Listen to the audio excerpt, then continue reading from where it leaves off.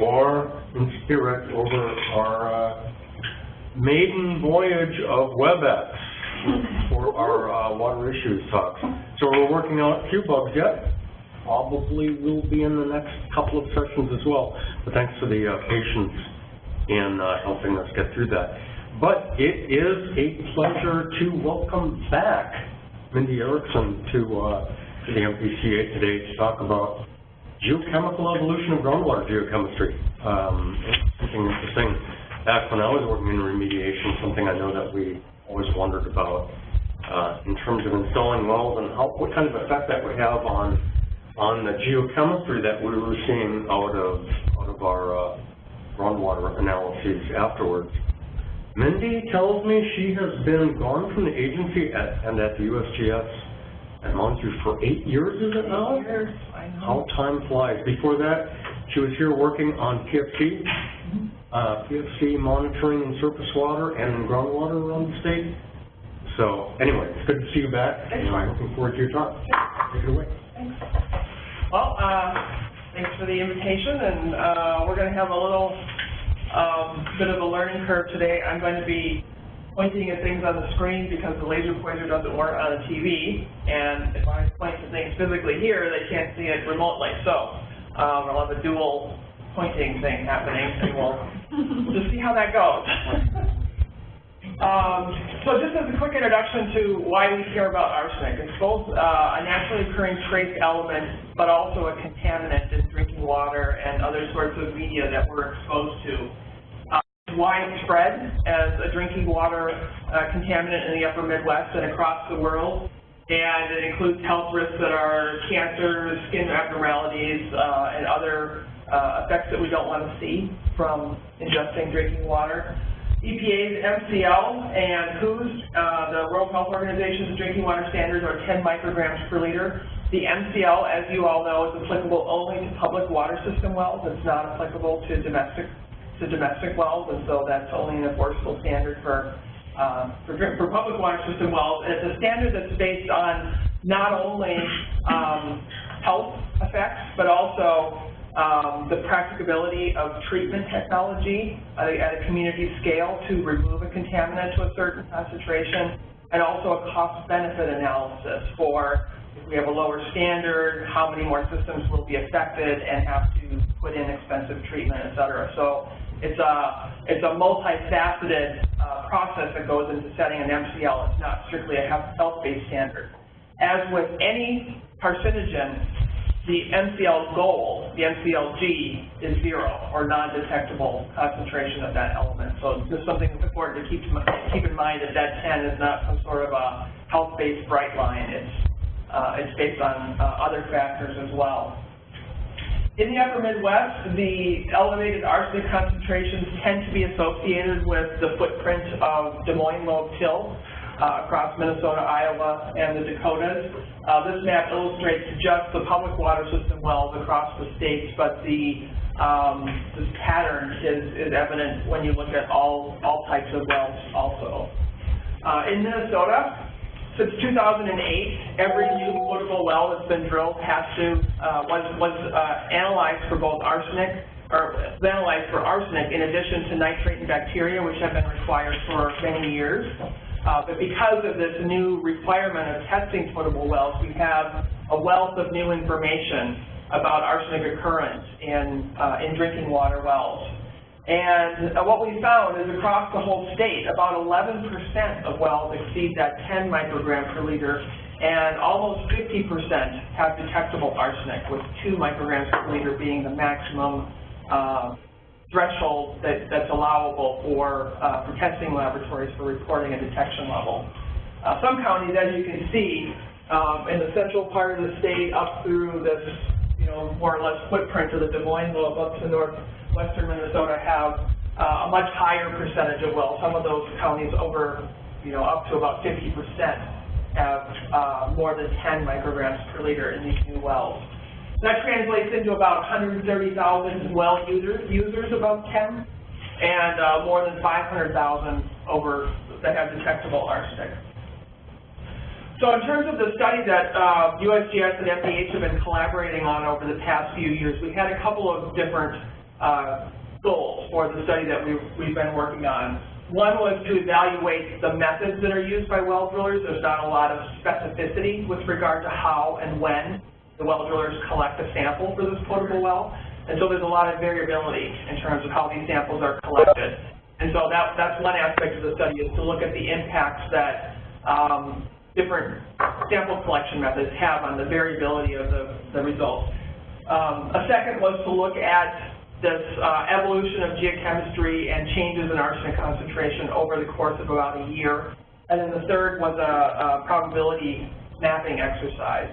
And this talk today is going to focus on the year-long evolution of the geochemistry. So our geologic setting is in 3 different regions of the state. The northwestern region and the central region, as I mentioned before, have quite prevalent elevated arsenic concentrations. We're also looking at the northeast region of the state, which is more shown as, there are more bedrock wells up in this part of the state, and the till units are substantially different than in the central and northwest parts of the state. And what has been found from the new well sampling that's been happening is that although there aren't that many high arsenic concentrations up in the northeast, when they're high, they're really high. And so we want to get a better understanding of the geochemical mechanisms up there. So it's really a first look at arsenic in the northeast part of the state.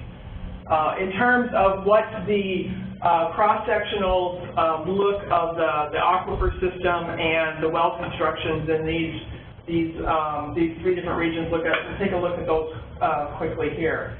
In the northeast region, as I mentioned, we have Superior Lobe Till, which is a sandier till than the Des Moines Lobe Till, with interbedded glacial aquifers, but we also have this substantial portion of drinking water wells that go down into the bedrock, to crystalline bedrock. In general, the arsenic concentrations in the glacial aquifers in the northeast is low, and in the bedrock wells is usually low, but can be really high when it's high.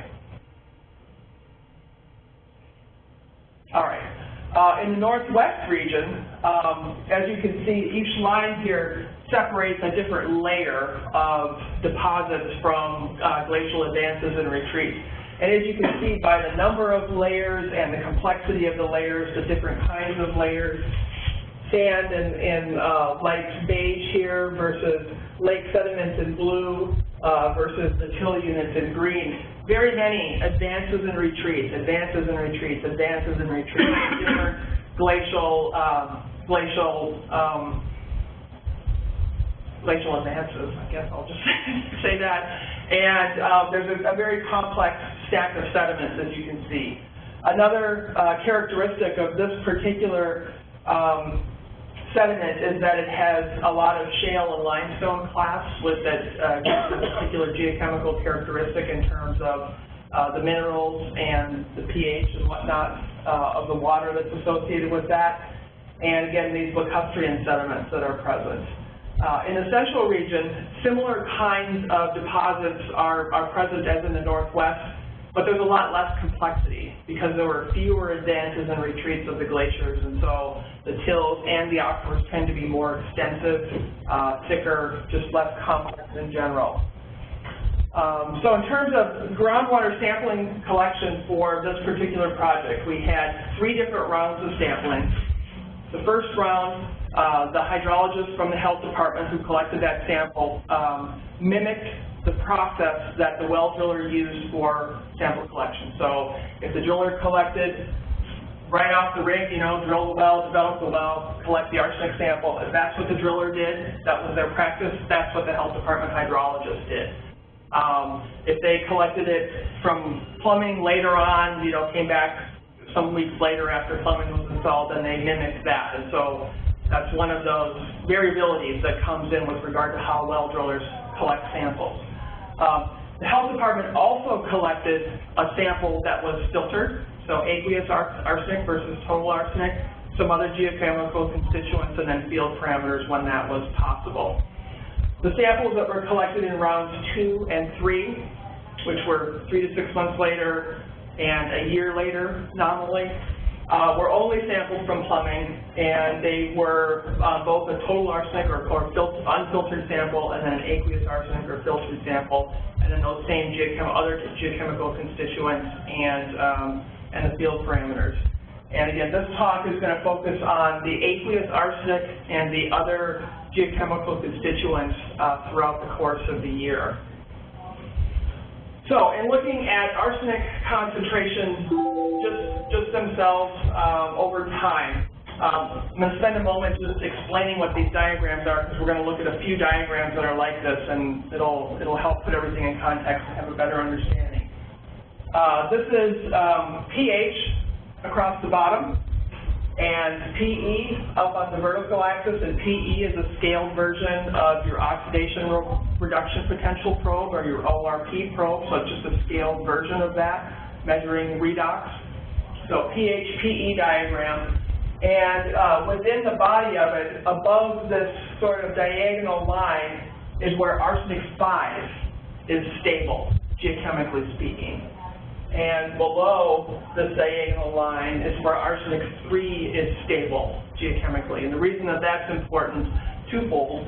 One is that arsenic 5 tends to be more adsorptive to aquifer materials. As you can see, it's got these charges, and so it's got a charge to stick on the positively charged iron oxides that are in aquifer sediments, versus the arsenic 3, which is neutral. It doesn't stick quite as much. And so that's important in terms of mobilization in the aquifer. It's also important in terms of removal.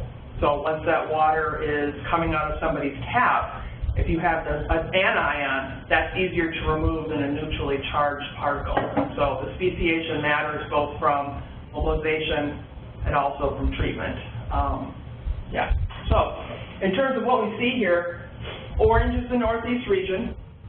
The yellow is the northwest region, and brown is the central region. As we move through time, round 1, round 2, round 3, you can see that we go from kind of a crazy pattern of arsenic concentrations throughout the stability field with no real perception of a pattern for the regions. As we come through time to round 2 and especially to round 3, you can see a strong pattern develop with each of the regions having a different characteristic in terms of where the arsenic species are laying. So the northeast region, orange here, you can see that the elevated arsenic concentrations tend to be a little higher pH, a little higher PE, so more oxidizing conditions, a little higher pH conditions is where our elevated arsenic is laying. The central region, the brown, a little lower pH is where that elevated arsenic is stable, a little lower PE, so a little more reducing conditions. And then in the northwest region, the yellows, we have these two distinct groupings where we have elevated arsenic that's kind of coexisting with where the central region elevated arsenic is, but then we have this whole other group that's at lower pH, but again spread throughout the pH spectrum. So really different characteristics with regard to where the elevated arsenic lies geochemically, and that will come into play as we start talking about mobilization mechanisms that are likely in effect in these 3 different regions. Another aspect I mentioned, go ahead. The size of the circle, is that the concentration? Pardon me, the size of the circle is the concentration. The larger the circle, the higher the concentration, with the maximum size of circle being 150 micrograms per liter. You can see the scale here. Oh, okay. Oops. Yeah, we had one initial sample that was actually 1,500 micrograms per liter. Yeah, it's calmed back down to a lower concentration over time, but there's, I mean, like I say, especially northeast region, got some hot arsenic samples up there. All right, and then in terms of speciation, which I mentioned is relevant both for mobilization but also for treatability, you can see that there is, the size of the circle here is the percentage of arsenic 5 in the sample, so not concentration anymore, but percent arsenic 5. And you can see that it's a lot of arsenic 5 is present, which when you look at where it is in the stability field, you know, it's up here in the arsenic 5 stability field, so that makes sense. You know, geochemically, you'd think that's where it should be.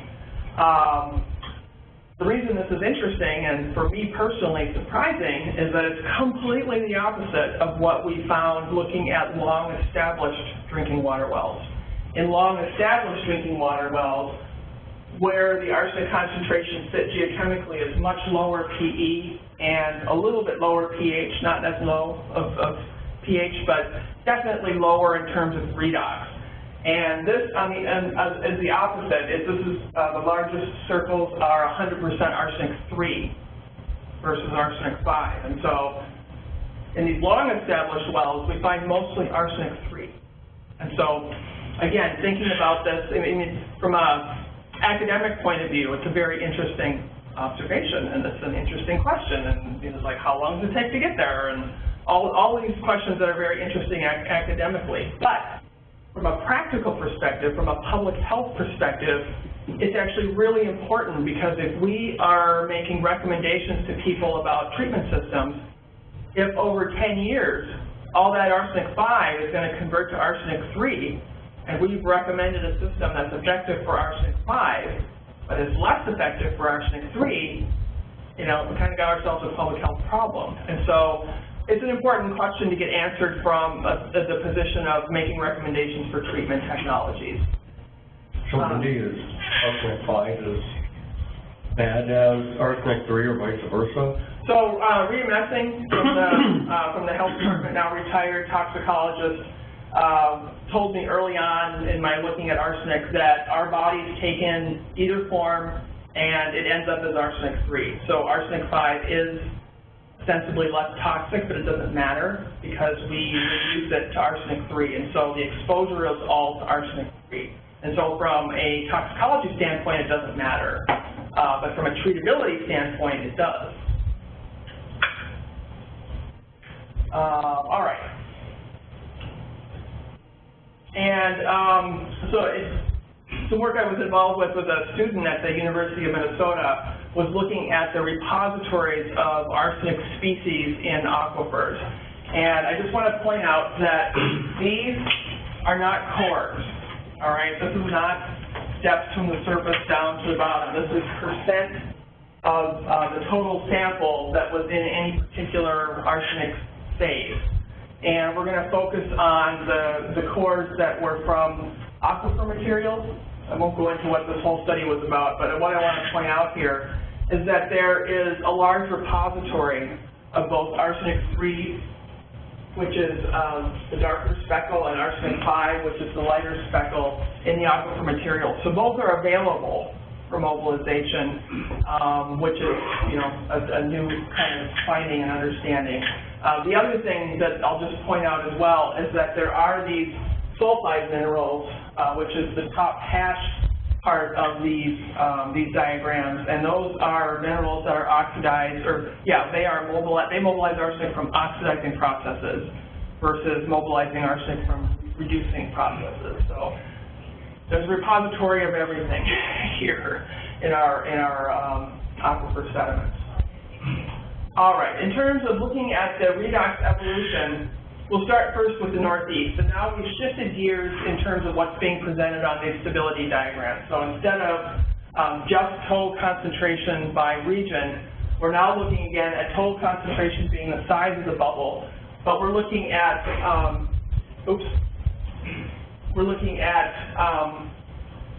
redox status, so to speak, with the red being oxidized water, you know, so a high redox state, with the blue being an anoxic state, so sort of that opposite end of the spectrum, and green is in the middle. It's a mixed redox state, oxic, anoxic.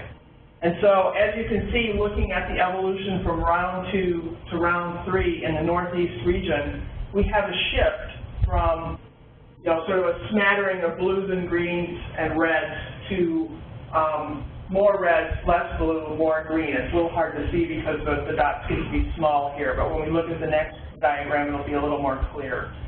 So here on the bottom diagram, now what we have again is red being oxic, green being mixed conditions, and blue being anoxic. we can see this shift from round 2 to round 3, where we have a smaller portion that's in the anoxic region and a shift over to the oxic region. The hashes are concentrations that are above 10. And so in the northeast region, in high arsenic wells, when compared with lower arsenic wells, iron is lower, sulfate is much higher, the ORP, the PE, the oxidation reduction potential is much higher, and this is an error. The pH is about the same between comparing the two categories. And this sort of geochemical characteristic coupled with this redox analysis indicates that we have rapid oxidation of iron sulfides happening, releasing the arsenic, but then quick reprecipitation of the iron, which we would expect under oxidizing conditions to make oxyhydroxide. And so that's what's happening in our northeast region. In the northwest region, we have, again, a different sort of situation that we can take a look at how the evolution looks over time. Again, in round 2, about 6 months after the well installation, we have a big scattering of mixed redox and anoxic that has elevated arsenic, with this one lone oxic elevated arsenic.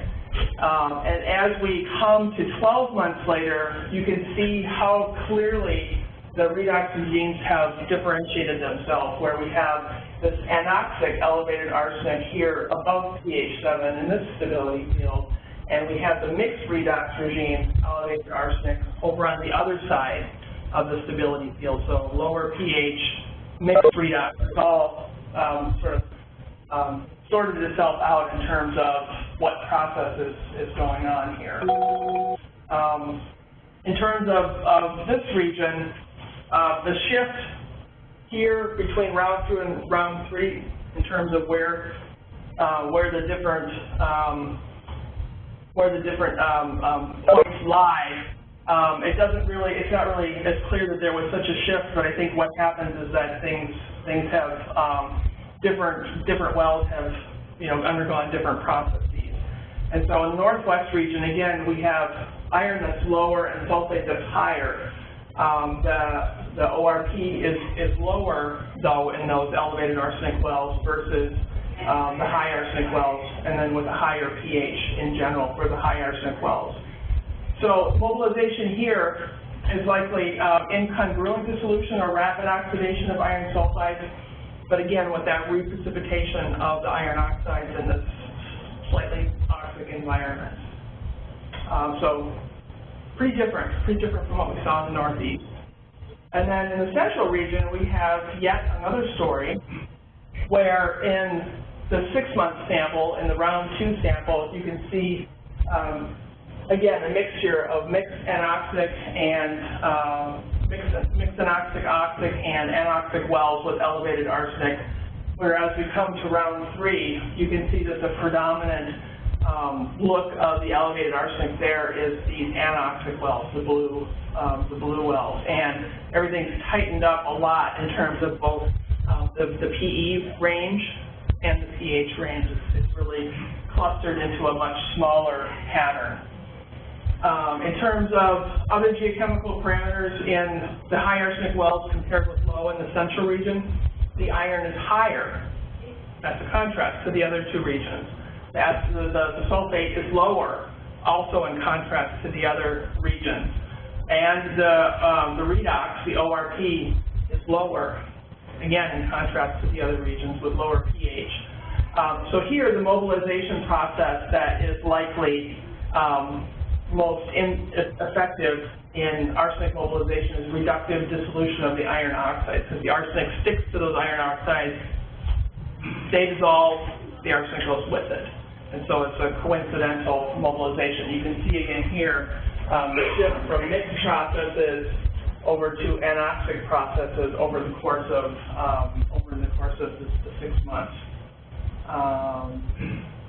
Yeah, that's all I have to say about that. So major findings. There is an important geochemical evolution that we can really see over the course of 12 months. Most of the arsenic is arsenic 5, which is different from previous findings in longer established wells. And we have evidence that both oxidative and reductive mobilization mechanisms are important.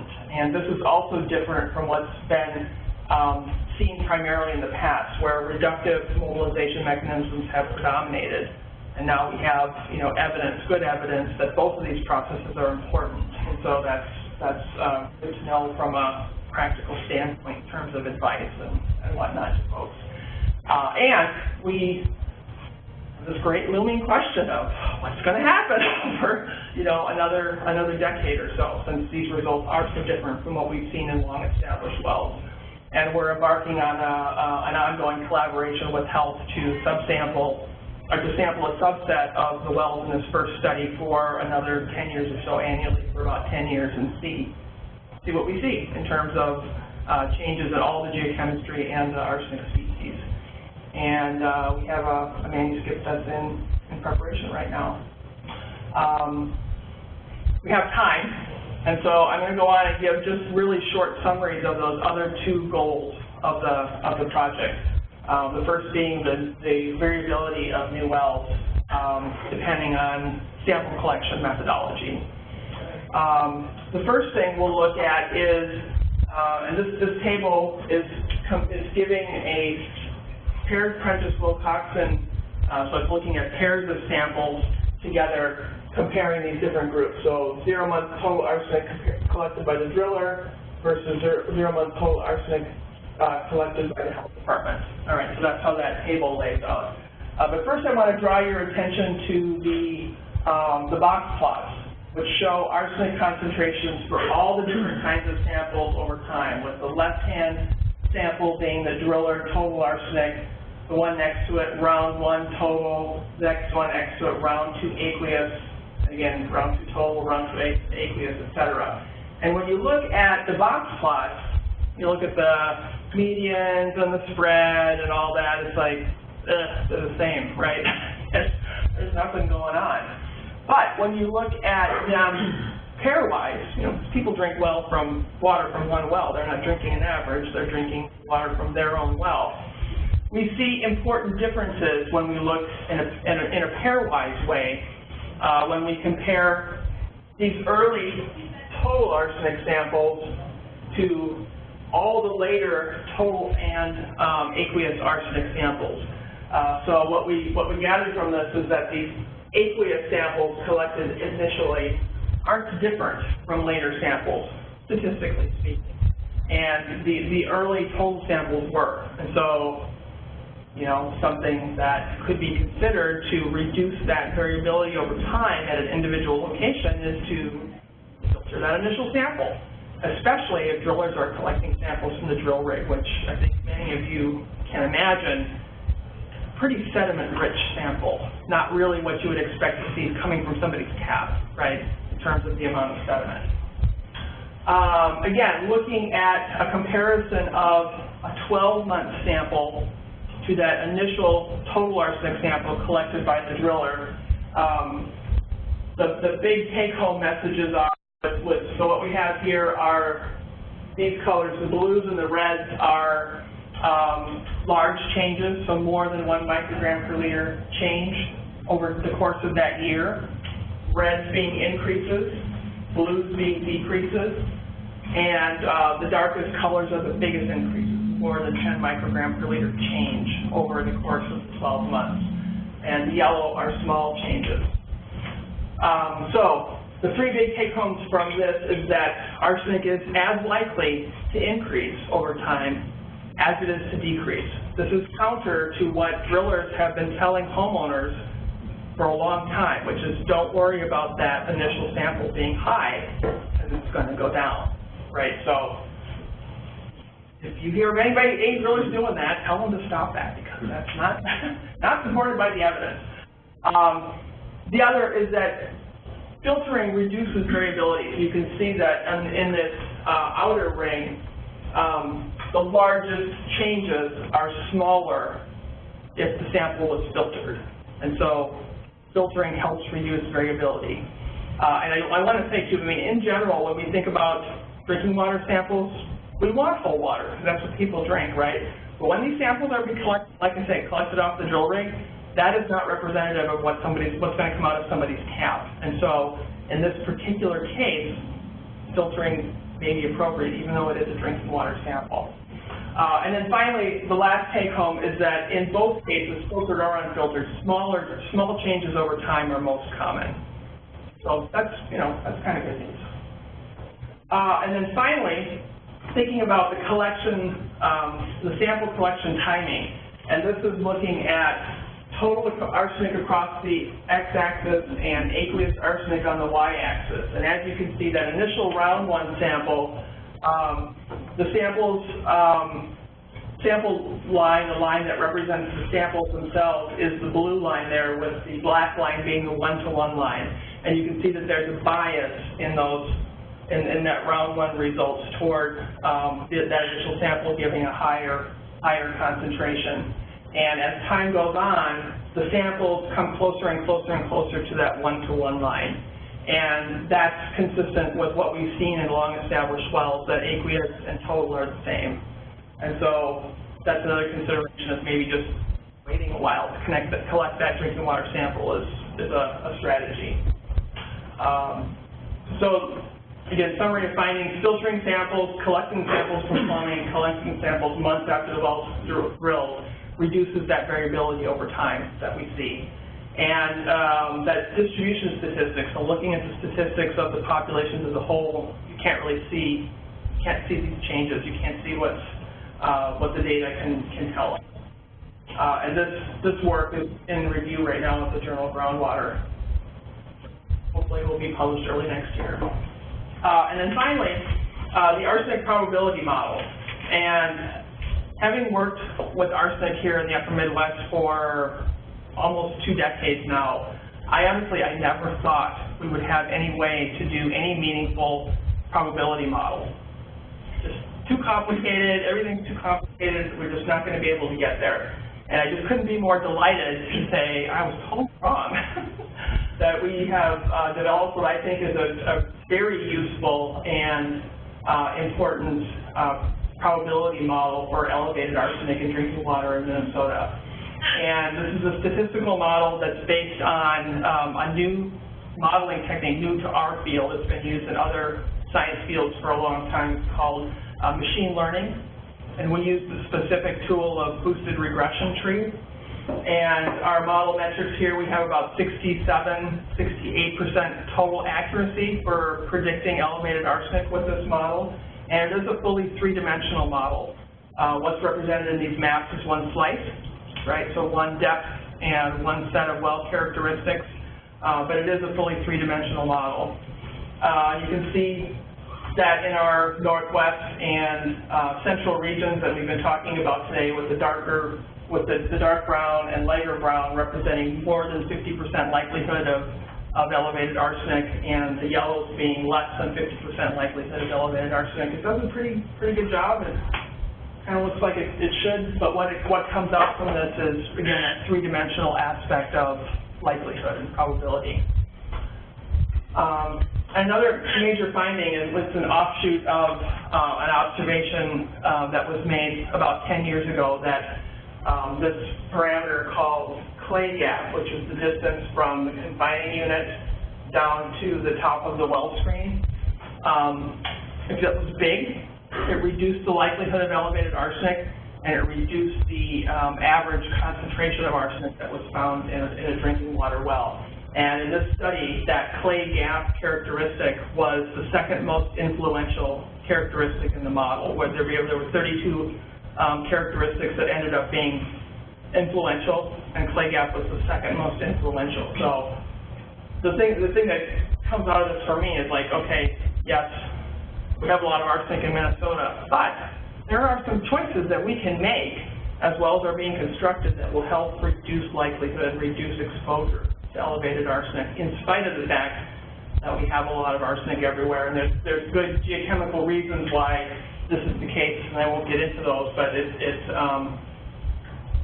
some of these, the variables act as proxies for the science information that we have. Yeah? What's a clay gap? Right, the clay gap is this distance from the confining unit to the top of the well screen. We just call that the clay gap. Okay. clay gap. Space. Yeah, it's just a distance. It's a distance. So when a well is being drilled, you know, the driller can choose when to stop and set a well screen. And so they know when they've hit the sand, right? They're drilling through the clay, they hit the sand. They can say, all right, I'm going to put in a 4-foot screen with that screen right at the top.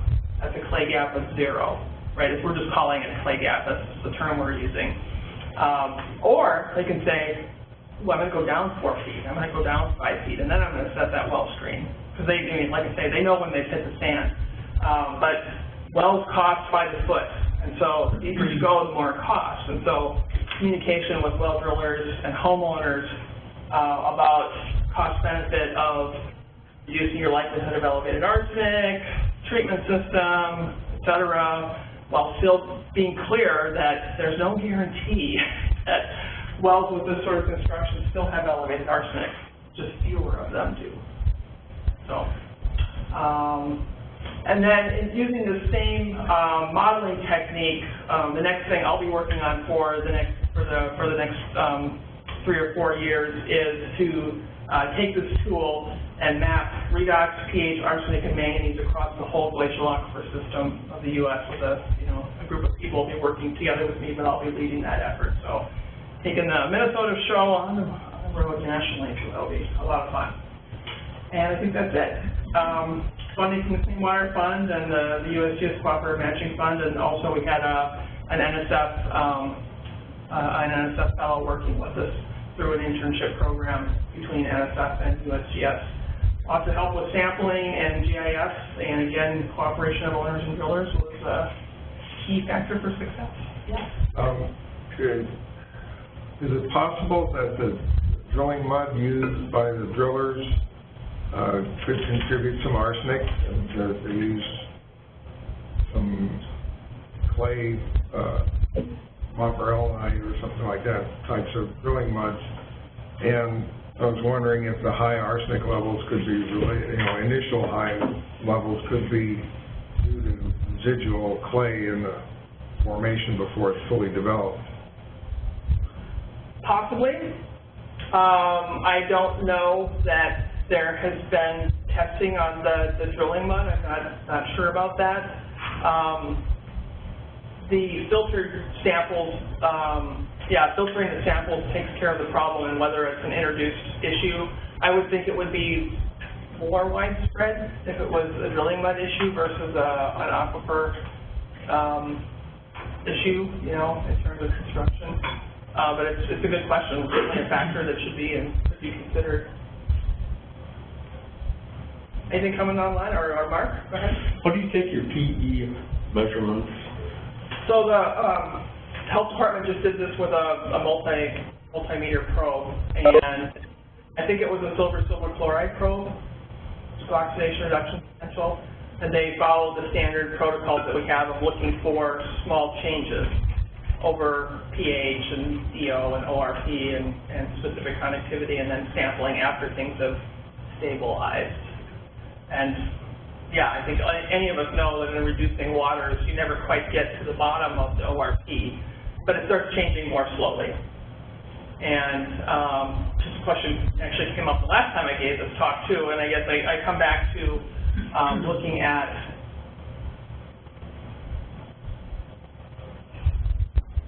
this. We've got a lot of points, and they're all sort of plotting up PE, so to speak. And here again, we got a lot of points, and they're all sort of plotting down PE, so to speak. Same instrument, not exactly the same instrument, but the same type of instrument. Lots of samples collected in each of the studies, and so I think the weight of the evidence, given that the sampling protocols are the same, is that the new wells are different than older wells. It just got to the point when I was sampling wells that I didn't even take pH measurements because they were so highly variable. That they really didn't correlate to anything meaningful. And so I'm just kind of curious how you're taking them, how you're interpreting them, with what kind of skepticism. Yeah, we're interpreting them in bulk. We're not looking so much at individual measurements as being true, so to speak, but rather this group of measurements is different from this group of measurements. Relative. Yeah, relative to each other. Same kind of instrument, same silver chloride, ORP, same sort of stabilization protocol. And so, like I say, we're not doing well by well truth, but rather in bulk, what are we seeing, you know, in this 250 well study? That's a great question. Did you take any organic carbon, dissolved organic carbon? No, it's only pushed so much into my so.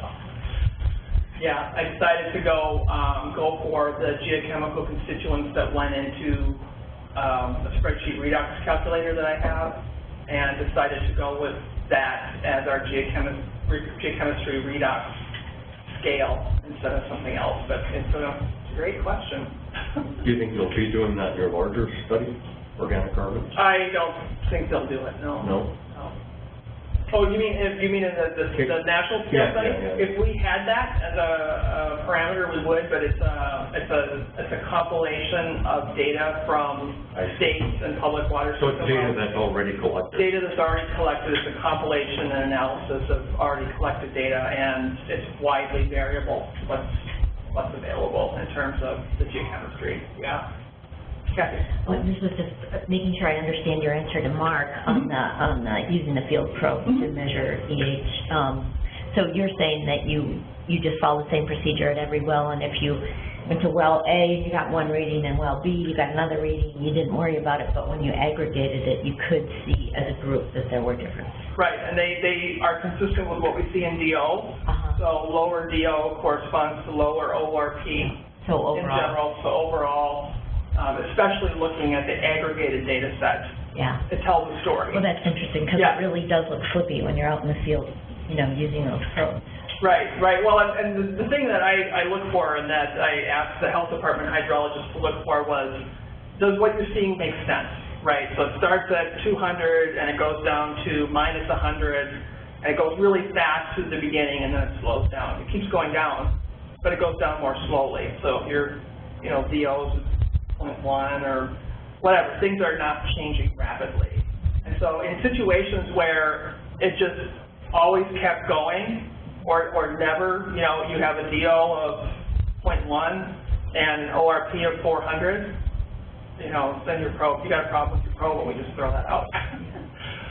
Because we have a lot of evidence to say this is erroneous. Or if it never stabilized at all, if it just keeps going at the same rate and goes and goes and goes and goes, and we also don't use that, we'll just call that as a non-stabilized result. Or if the measurements are physically impossible, you know, pH of 16 or, you know, dissolved oxygen percentage of, you know, 125%. We just don't, you know, we don't use those that are outside of the realm of what's physically reasonable. Yeah. We do have a question. Yeah.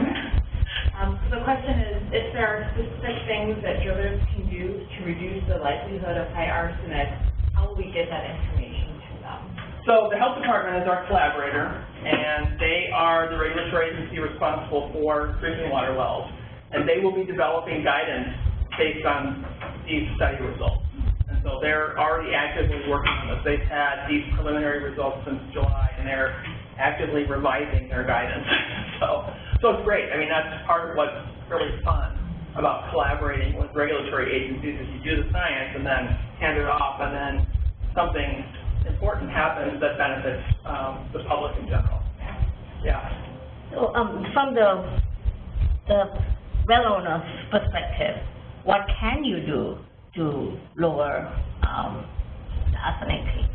So if you're drilling a new well, be educated enough, you know, ask questions to maybe try and construct that well. Yeah. If it's feasible for where you live, you know, some places have such small aquifers, and it's really hard to find water. Yeah. There's not always a choice. You know, if you find a 4-foot pocket, you're going to put your well screen there because you're not going to get any other water at all. So when it's feasible, you know, maybe put a little distance between that confining layer and what your well screen is. But that's really the best thing that we have right now.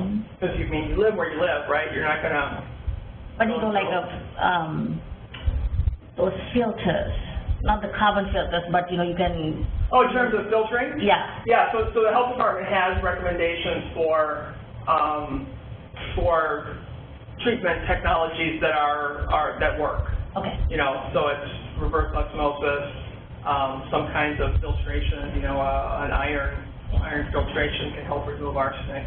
But again, the type of arsenic matters, so if you have Exactly, I was wondering. yeah, and all of them are less effective if you have arsenic-free.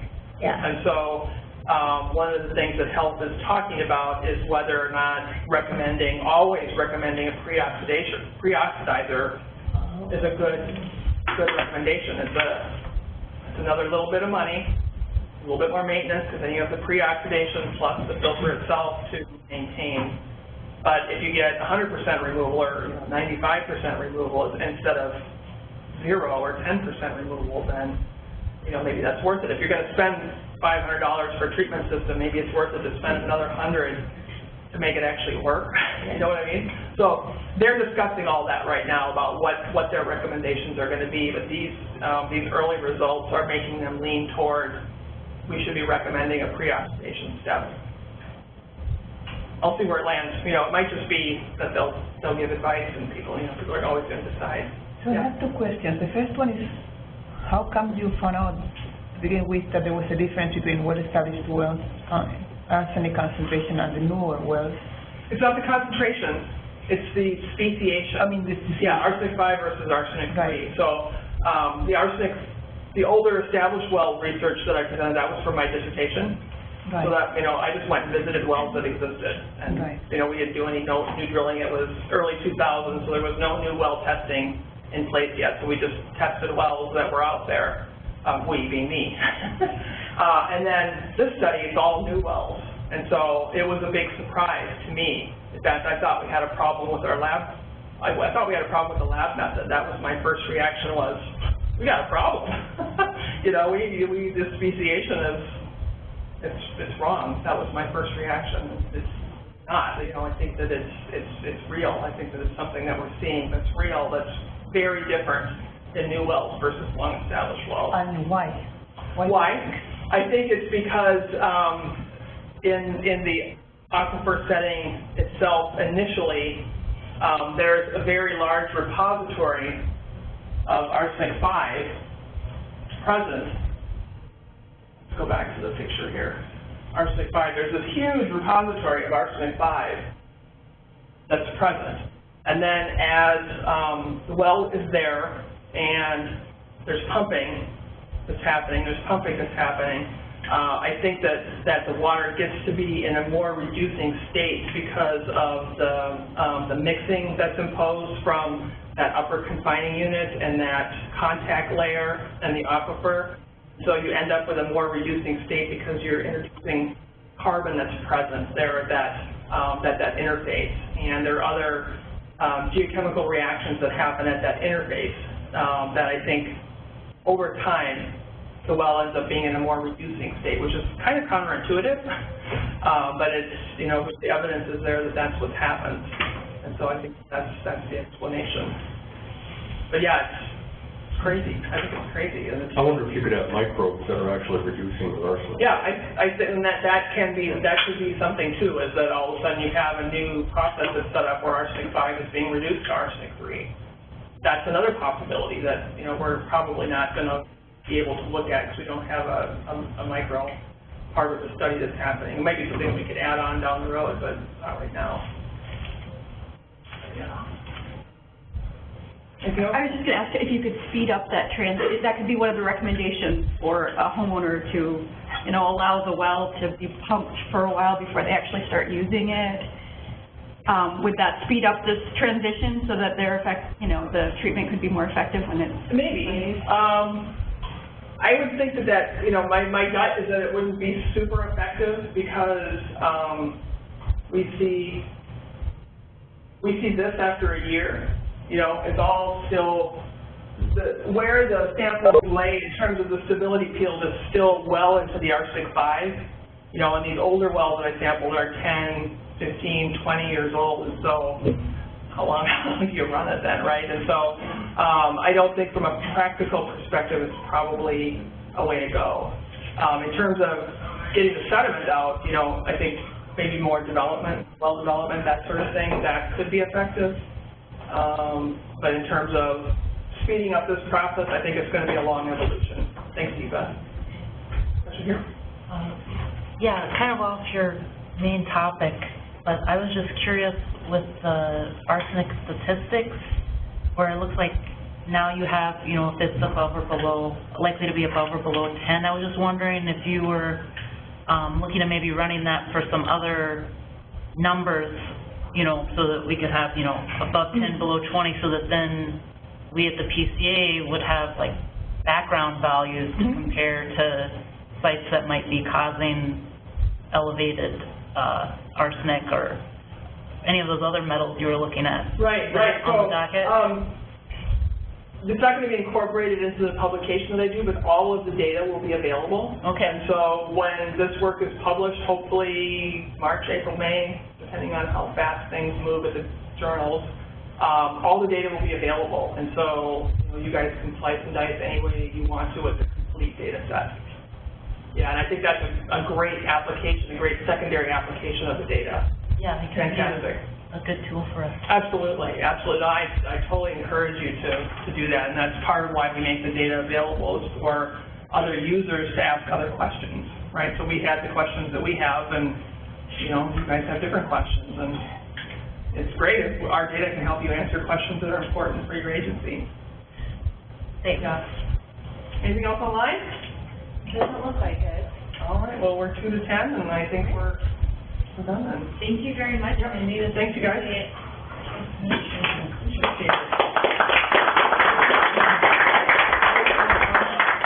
Just a quick announcement. In 2 weeks is the Thanksgiving holiday, so our next talk will be on December 14th. We're going to have Jim Bird from DNR back. He'll be here to talk about the spring inventory. Cool. See you then. Everyone, I can do that.